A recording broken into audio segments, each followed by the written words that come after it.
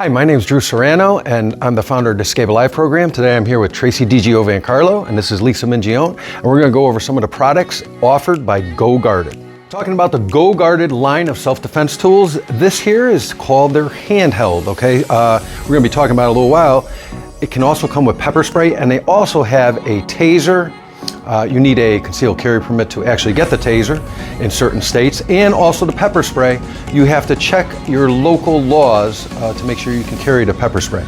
But this is called the handheld. This is without any pepper spray or taser. Again, just like the other items like the ring and the Kubotan, the blade is covered with a soft, like rubber sheathing to protect and cover the blade. But once you do utilize that blade, those rubber sheathings are going to move and you're going to be able to stab, and also you can slice with it. It has a serrated blade. I think you can see that. So again, this is called the handheld. We're going to go over a couple scenarios with this. One nice thing about this is it's attached to your hand. So it's not going to go anywhere if you start getting in a scuffle or you got knocked down. It's attached, it's not going anywhere. So we're going to go over some things with the handheld. GoGuard's handheld blade is good. Runners, hikers, it's something you keep in your hand. You don't have to actually hold it. It's still attached to you.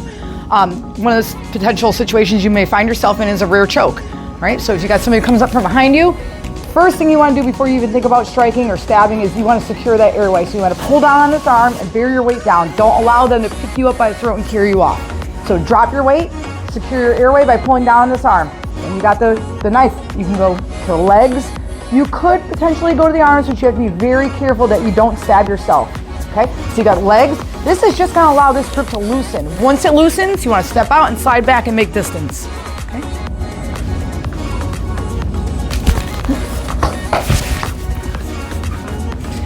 If the attacker advances towards you, after you make a little distance, you may have to follow through with some strikes.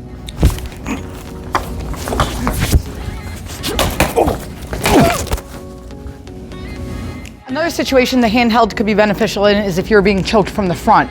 So if an attacker were to choke you from the front, first thing you want to do is you want to make sure you're able to breathe. You want to secure your airway. You got to get this hand a little bit off you just so you can breathe. Bring your chin to your chest and allow yourself to breathe. Then you have to go guarded. You can go to the soft tissue of the stomach, go to the groin, the neck, push off, make a little distance. Okay?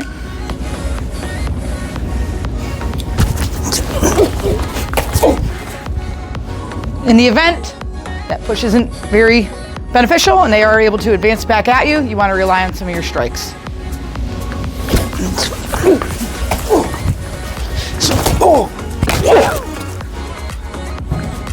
Another potential situation you could be is anytime you're on the ground. Ideally, you don't want to be on the ground, but if you are taken to the ground or knocked to the ground, caught off guard, once you're on the ground, which is nice, this is the handheld again, it's pretty much strapped to you, so you don't have to worry about losing it. But for instance, if you are knocked to the ground, one of the first things you want to do is try to kick them away. You don't want them getting on you or near you. So kick them away, get up, and make a safe distance, right? If you can't get up, you got this handheld here, you're trying to kick. When they get past you or they get on top of you, this is where you need to react. So you have this in your hand. You pretty much can't lose it. You want to reach up and grab, and you can start stabbing the neck, stabbing the body. We're going to go into what's typically called a bridge and roll. I'm not going to be able to walk through every step of it, but it's a pretty common technique. You're going to want to pin his leg, pull him down, and I'm going to flex my hips up and get him up and over. And once you're here, you can stab.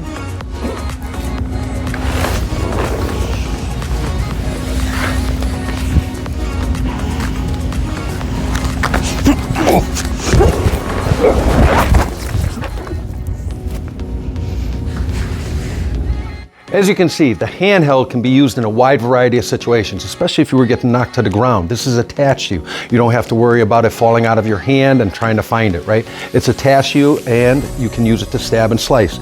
Also, those rubber protectors are going to move back, and that's going to allow that pointed edge and the serrated edge to sink into your attacker to enable your escape.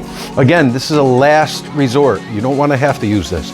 Awareness, avoidance, those are your first and foremost tools for self-defense. This is just another tool in case it got physical. So, awareness, avoidance, and then if you had to, aggressive action where this falls. Stay safe.